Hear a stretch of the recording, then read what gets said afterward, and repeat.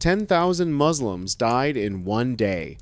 20,000 Frankish infantry killed them without moving. That is not Christian legend, inflated by medieval monks. That is the documented mathematical reality of what happened on October 10th, 732, when Charles Martel positioned 20,000 Frankish warriors in a shield wall at Tours and refused to move, while Umayyad cavalry that had conquered from the Atlantic to Central Asia charged for 7 hours straight and shattered against infantry who had decided that movement was surrender.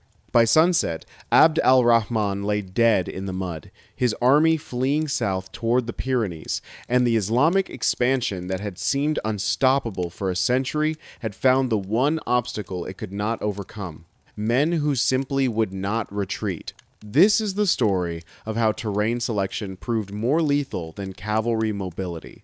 How 7 days of psychological warfare preceded the deadliest standoff in medieval history, and how the battle that saved Western Christianity was won by infantry who understood that sometimes the best tactic is absolute refusal to move. But before we talk about the day that stopped Islamic expansion into Europe, you need to understand the nightmare scenario facing Christian civilization in autumn 732. Thousands of cavalry, decades of conquest, momentum, one shield wall, then a week of standoff that explodes into carnage, deciding civilization's path. Charles Martel faces an impossible choice in 732. The Umayyad Caliphate has conquered from the Atlantic to Central Asia in a century. Their cavalry is unstoppable. Their commander, Abd al-Rahman, leads an army that expects to ride through the Franks like they have ridden through everyone else. But Charles chooses terrain where cavalry cannot flank, fields only infantry when doctrine demands mounted warriors, and waits. 7 days, both armies face each other, neither willing to commit first. Then Abd al-Rahman charges and discovers that horses will not break a wall of shields and axes. That mobility means nothing against men who have decided not to move. By 732 AD, the Umayyad Caliphate had accomplished what seemed impossible. In barely a century, Arab and Berber armies had conquered territory from the Atlantic Ocean to the Indus River, from the Caucasus Mountains to the Sahara Desert. This was not gradual expansion. This was a tidal wave of conquest that made Rome's centuries of growth look sluggish by comparison. Consider the speed. The Prophet Muhammad died in 632. 100 years later, his successors ruled an empire larger than Alexander's, vaster than anything Rome achieved at its height. Damascus fell. Jerusalem fell. Alexandria, the jewel of Mediterranean learning, fell. The Sassanid Persian Empire, which had stood for 4 centuries, simply ceased to exist. North Africa, which Rome had held for 600 years, became Islamic in decades. Spain was the shock that woke Christian Europe to existential terror. In 711, a mixed force of Arabs and Berbers crossed the Strait of Gibraltar. The Visigothic kingdom that had ruled Iberia for 3 centuries collapsed like wet parchment. King Roderick died in battle, his army scattered. Within 7 years, virtually the entire peninsula was under Umayyad control. Cities that had been Christian for half a millennium now heard the call to prayer 5 times daily. The Frankish kingdoms watched this catastrophe with growing horror. If Spain could fall in years, what would stop the tide from continuing north? The Pyrenees were not walls. They were hills with passes, and beyond those passes lay the fractured, weak kingdoms of Gaul. Because here is where it gets worse for Christian Europe. The Franks were a mess. The Merovingian dynasty that had united Gaul under Clovis 2 centuries earlier had degenerated into ceremonial figureheads. Real power belonged to a patchwork of nobles who spent more time fighting each other than preparing for external threats. The title king meant little. Power resided with whoever could hold it through force. Into this chaos stepped Charles, bastard son of Pepin of Herstal, illegitimate, with no legal claim to power, but possessed of something more valuable than noble blood, military genius, and absolute ruthlessness. When his father died in 714, Charles was imprisoned by his stepmother, who wanted her own sons to inherit. He escaped, raised an army through sheer force of personality, and spent years in brutal civil war securing his position as mayor of the palace, the real ruler of the Frankish kingdom in all but name. Charles understood what the comfortable nobles did not. The Umayyad tide was not going to stop at the Pyrenees out of politeness. If the Franks did not unite and prepare, they would follow Spain into conquest and conversion. He reformed the Frankish military with single-minded focus, built a professional corps of warriors loyal to him personally, drilled them in formation fighting, emphasized discipline over individual heroism. Most importantly, he studied the enemy. Arab Berber armies were not like the Germanic warriors Franks had fought for centuries. They were cavalry-based, mobile, masters of the feigned retreat and the enveloping charge. They used composite bows that could kill at ranges where Frankish throwing axes were useless. They avoided pitched battles where infantry could pin them down, preferring to raid, retreat, and exhaust their enemies through constant movement. Traditional Frankish tactics, charging forward with axe and shield in loose formations, were suicide against this enemy. Charles knew it, so he did something radical. He trained his infantry to stand, not to advance, not to pursue, just to hold position in tight formation no matter what happened, to become a wall that cavalry would break against, rather than a target cavalry could shatter. By 732, the testing ground arrived. Abd al-Rahman al-Ghafiqi, Umayyad governor of Al-Andalus, led a massive raid north from Spain. This was not exploratory probing. This was a major expedition with tens of thousands of warriors, Arabs, Berbers, and even some Visigothic converts. His target was the Abbey of St. Martin in Tours, one of the wealthiest religious sites in Gaul. The monastery's treasure was legendary. Its capture would fund further campaigns and demonstrate Islamic power in the heart of what Christians considered their heartland. Abd al-Rahman had earned his position through competence and victories. He had governed Al-Andalus through turbulent times, balanced tribal rivalries, and now led an army that had already raided deep into Aquitaine. Duke Odo of Aquitaine, one of the most powerful nobles in Gaul, had faced Abd al-Rahman at the Battle of the River Garonne earlier that year. The result was catastrophic. Odo's army was destroyed. His capital Bordeaux sacked. He fled north, seeking help from the one man who might stop the Muslim advance, Charles Martel, the bastard he had previously refused to acknowledge as legitimate.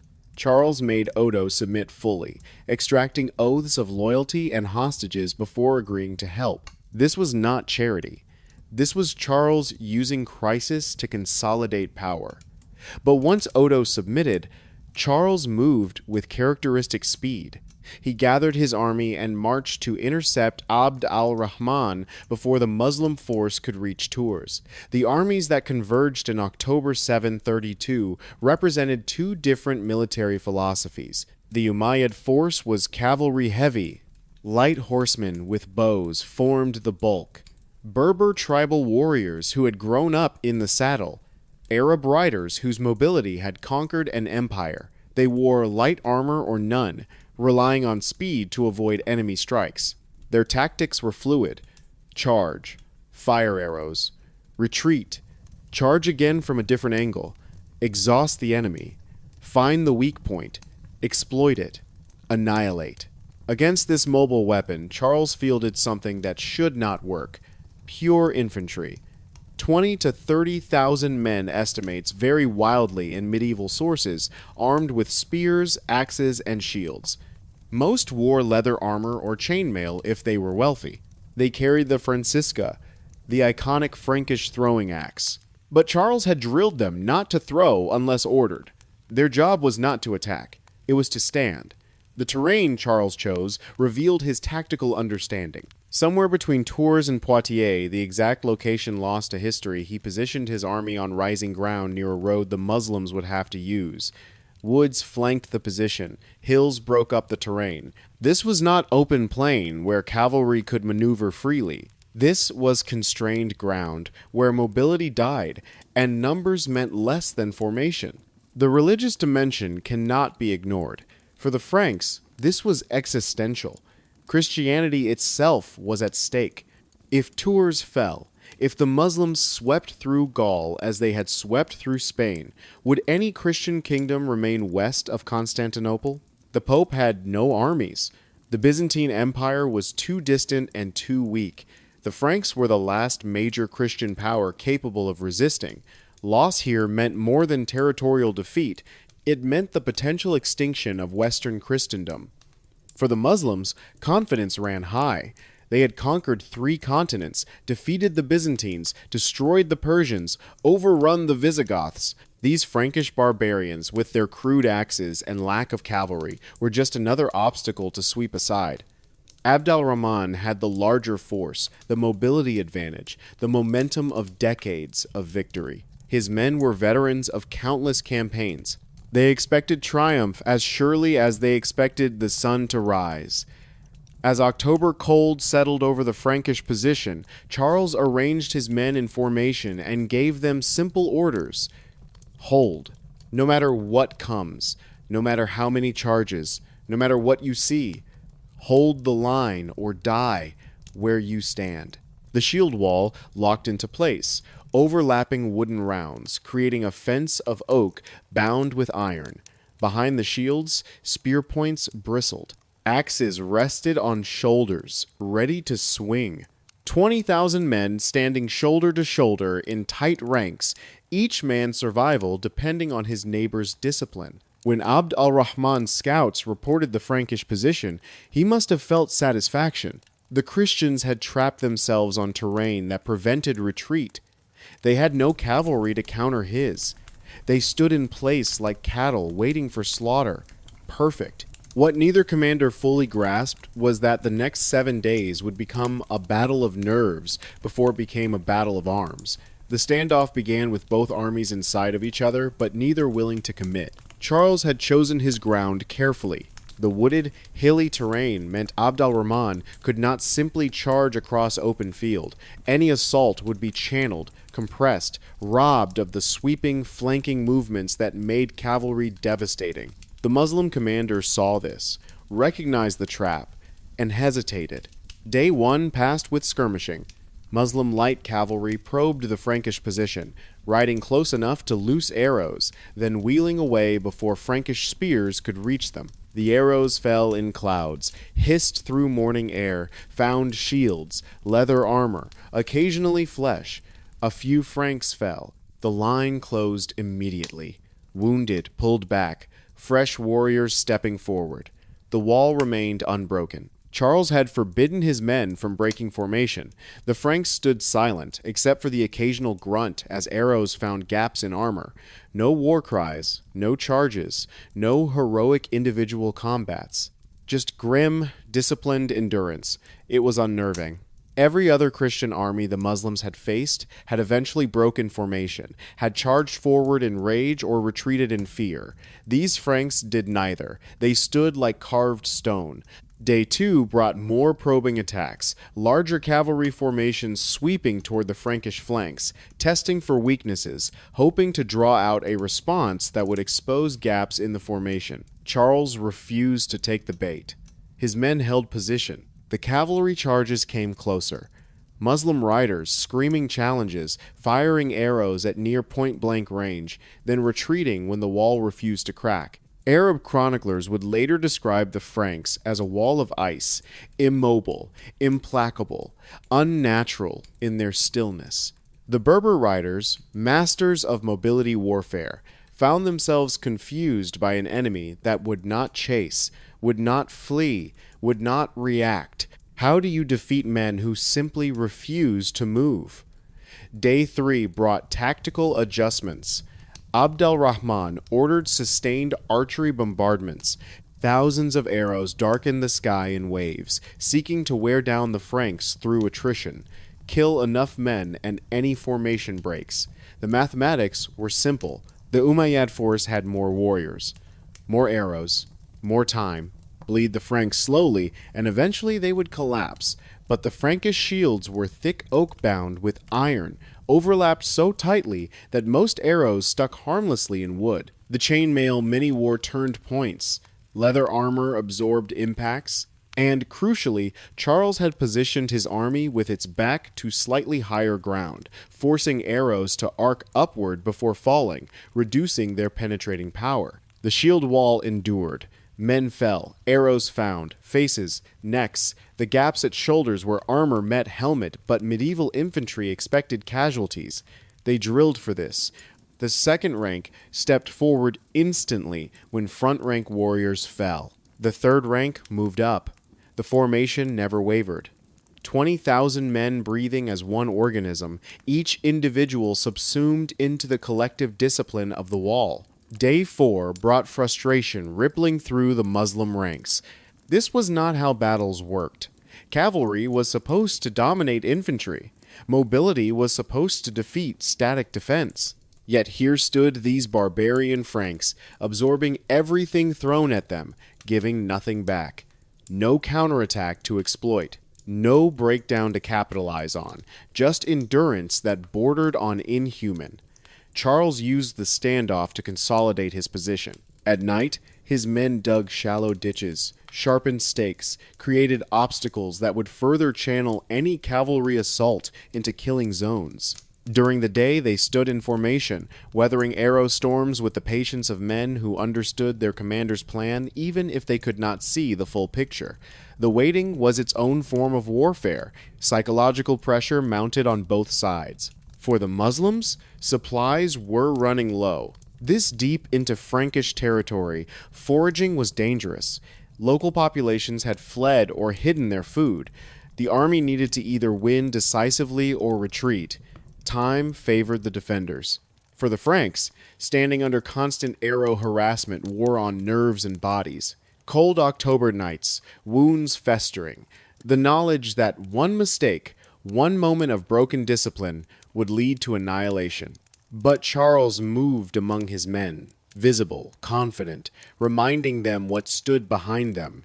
If this line broke, the Muslims would sweep to Tours, then Paris, then everywhere. Their families, their homes, their faith, everything depended on standing firm. Day 5 brought attempted flanking maneuvers. Muslim cavalry pushed through the woods on both flanks, trying to get behind the Frankish position. Charles had anticipated this. He had positioned secondary formations in the woods, smaller infantry groups that could not match cavalry in open field, but could hold wooded ground where horses could not maneuver.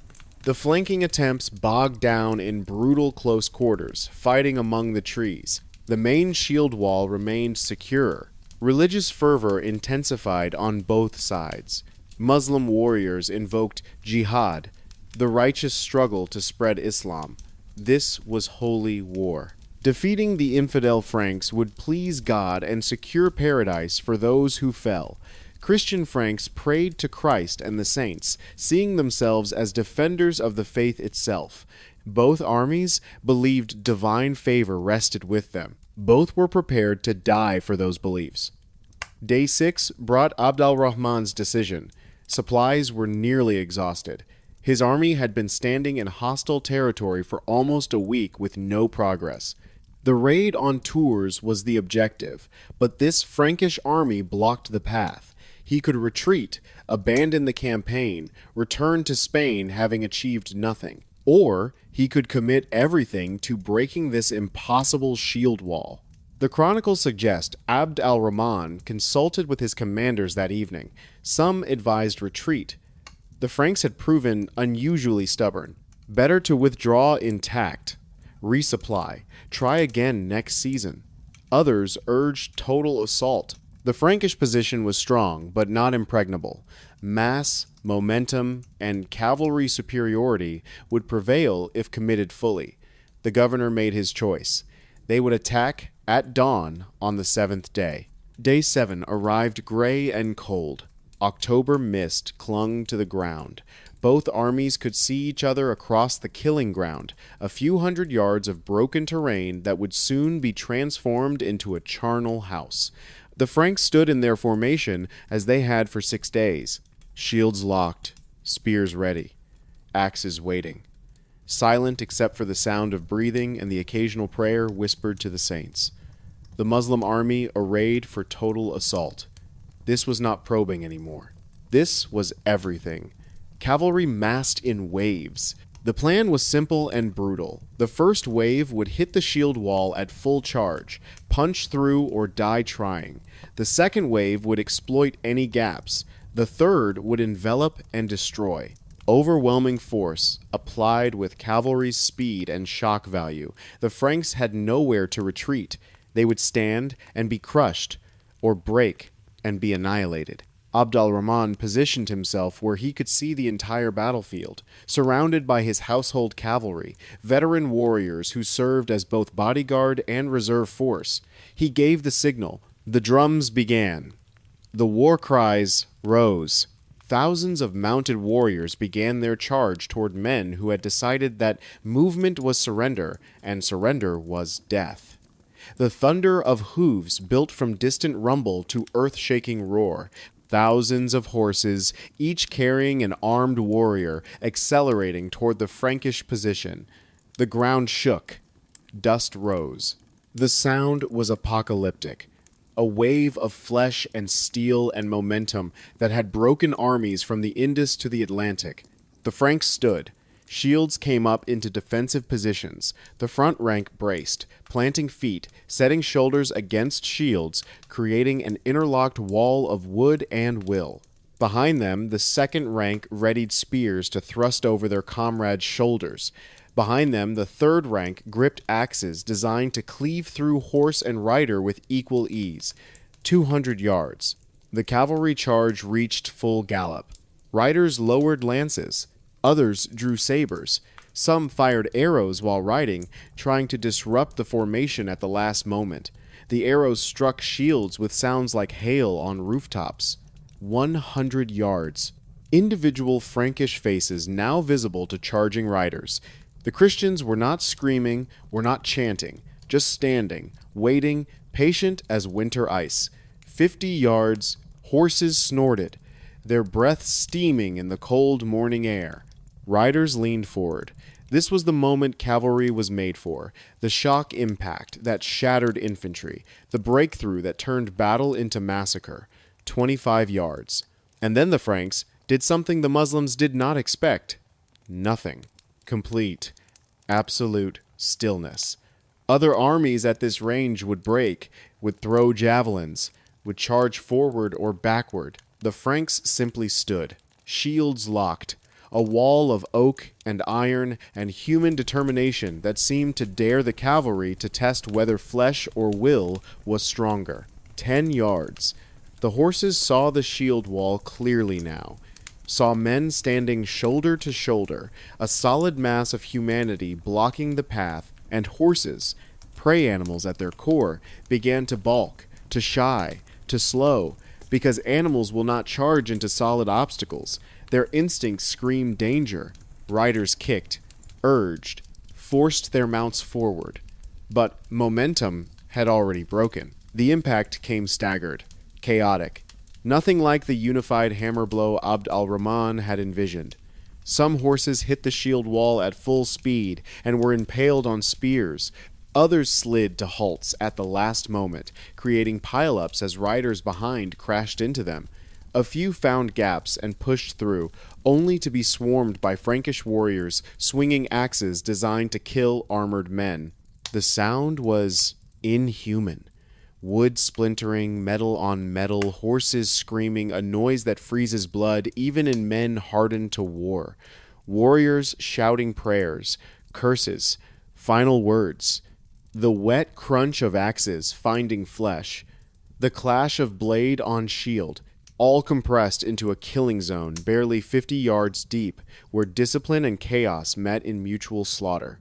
The Frankish shield wall held against physics and tactics that said it should collapse. The front rank absorbed the cavalry impact through interlocked shields and braced stances that distributed force across dozens of men rather than individuals. When a Frank fell, the gap closed in heartbeats. When a Muslim rider broke through, he found himself surrounded, cut off from support, swarmed by infantry who gave no quarter. But here is where it gets insane. The shield wall did not just defend, it killed. The second rank thrust spears over the first rank's shoulders, finding horse flesh and riders with methodical efficiency. The Franciscus, those brutal Frankish throwing axes, stayed sheathed until cavalry pressed close, then came out swinging in short, devastating arcs. At arm's length, a man with a 6-pound axe has tremendous advantage over a mounted warrior whose horse is panicking beneath him. The horses were the Umayyad army's greatest strength and their fatal weakness in this terrain. On open ground, they provided mobility, height advantage, shock impact. Compressed against a solid infantry formation on broken terrain, they became liabilities. Wounded horses thrashed and kicked, injuring their own riders. Dead horses created obstacles that following waves had to navigate. The smell of blood drove some mounts into panicked flight, regardless of what their riders wanted. Abd al-Rahman watched the first wave break against the Frankish position and ordered the second forward immediately.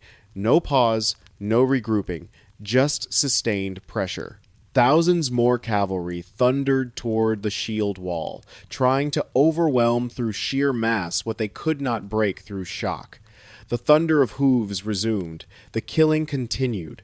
The second wave hit with riders more prepared for what they would face. Some dismounted before reaching the Franks, choosing to fight on foot where their sabers and skill could match Frankish axes.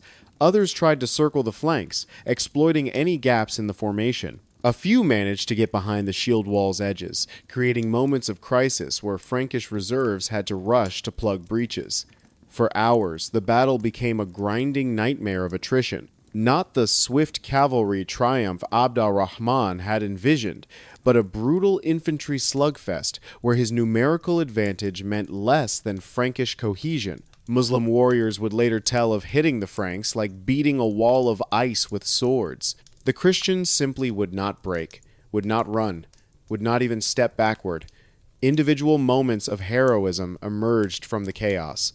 A Frankish warrior, his name lost to history, but his actions recorded by chroniclers held a gap in the line alone, long enough that 10 Muslims died trying to exploit it before reinforcements sealed the breach. His reward was an Arab lance through the chest, but the line held.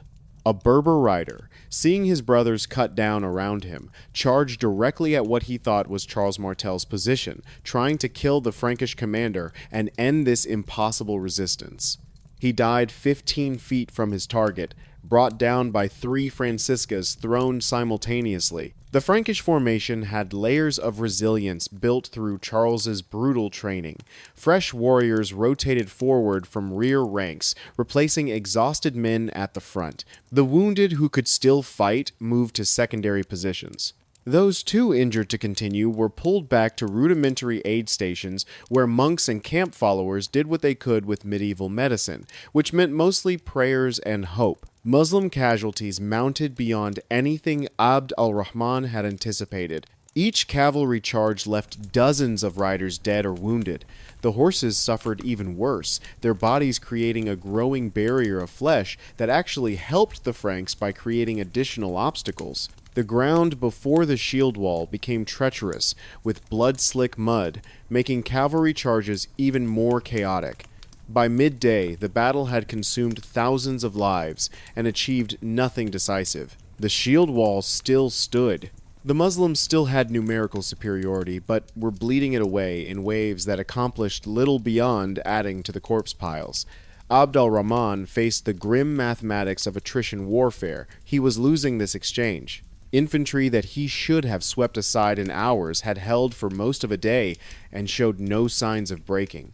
Worse, word reached him of Frankish movements in the rear. Charles had kept reserves mobile, smaller infantry formations that could respond to threats or exploit opportunities. Some of these units were pushing toward the Muslim camp, where the vast treasure from months of raiding sat guarded by minimal forces. If the Franks reached that camp, if they captured or destroyed the accumulated wealth, this entire campaign became pointless, regardless of battlefield outcomes. Abd al-Rahman made the decision that would define the battle and doom his cause. He would lead a final decisive charge personally. The governor of Al-Andalus, commander of the Umayyad forces in Iberia, would ride at the head of his household cavalry directly into the Frankish center, break Charles's position through sheer audacious leadership, kill the Frankish commander if possible. At minimum, disrupt the defensive formation enough for his army to flood through. It was desperation masked as boldness, a last throw of dice that had been loaded against him since he had agreed to fight on Charles's chosen ground. But Abd al-Rahman had built his reputation on aggressive leadership. He had conquered through action, not caution. This situation demanded decisiveness. He would either break the Franks or die trying. The governor rode forward, his household cavalry forming around him. Several hundred of the finest warriors in the Muslim army, men whose loyalty was personal and absolute. They wore better armor than regular cavalry, carried superior weapons, rode the best horses. They had trained together for years. They were the elite intended for exactly this moment, when leadership and skill could swing an impossible battle. Charles saw the formation gathering, saw the banners marking Abd al-Rahman's position, understood immediately what the Muslim commander intended, and made his own calculation. The Frankish shield wall had held all day. His men were exhausted, but unbroken. If Abd al-Rahman died in this charge, if the Muslim commander fell before his army's eyes, morale would shatter more effectively than any tactical maneuver. Charles gave quiet orders. When Abd al-Rahman's charge hit the center, Frankish units on the flanks would counterattack. Not break formation entirely, but push forward in coordinated thrusts aimed at isolating the governor from his army. Cut off the head, and the body would cease to function. It was calculated risk weakening his defensive position to strike offensively, but Charles had learned that sometimes the best defense was a very specific, very targeted attack. The Muslim household cavalry charged, not across the full front, but concentrated on a single point, the Frankish center where Charles commanded. This was precision strike warfare, the kind of targeted assault that made cavalry devastating when used with skill and courage. Abd al-Rahman led from the front, visible to both armies, his presence galvanizing his warriors to superhuman effort. The impact was catastrophic for both sides. The household cavalry hit like a battering ram, their momentum and skill creating what earlier charges had not: genuine penetration of the Frankish formation. Muslims broke through the first line, then the second. Sabers rose and fell. Frankish warriors died.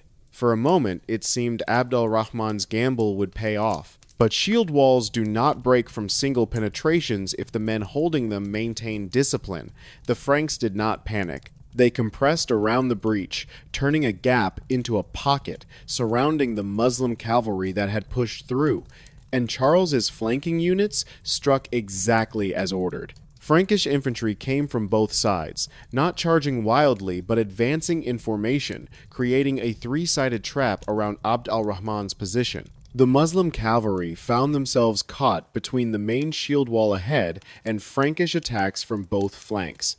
The decisive breakthrough became an encirclement. The hunters became the hunted. Abd al-Rahman fought with the skill and fury expected of a commander leading from the front. Arab sources speak of him cutting down multiple Franks in personal combat, but he was mounted in terrain that favored infantry, surrounded by enemies whose entire tactical doctrine focused on pulling riders from horses and killing them on the ground. The mathematics were brutal. One commander, hundreds of enemy infantry. All the skill in the world could not overcome those odds.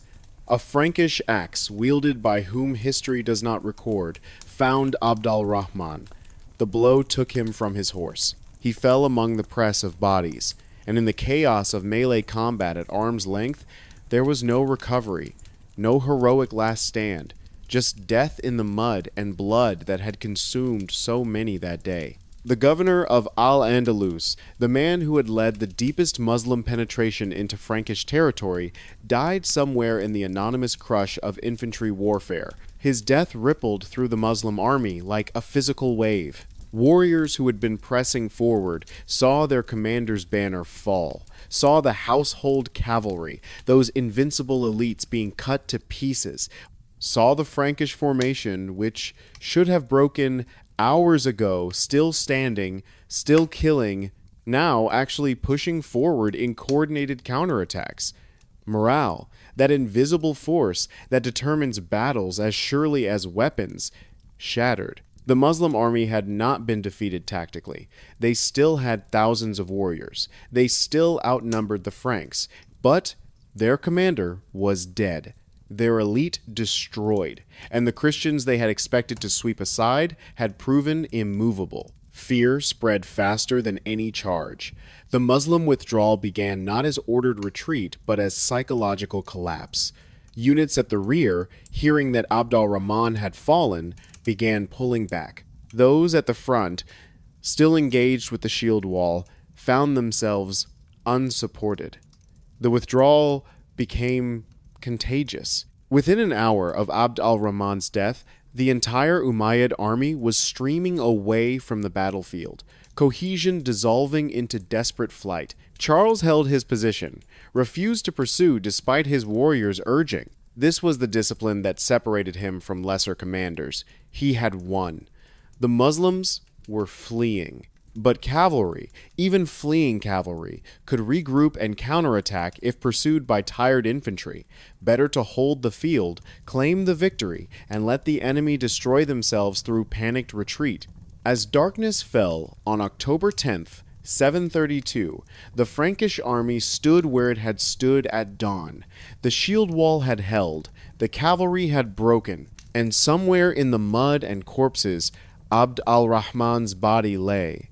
The man who had almost reached Tours, almost extended the Umayyad Caliphate into the heart of Europe, stopped by infantry who refused to move. If you want to understand how 20,000 Frankish infantry stood motionless for 7 hours and killed 10,000 Umayyad cavalry without breaking formation, subscribe to Medieval Battles immediately, because next week we are revealing the exact shield wall tactics that absorbed cavalry charges, the 7-day psychological warfare that preceded the bloodbath, the terrain selection that turned mobility into liability, and why Charles Martel's refusal to move saved Western Christianity.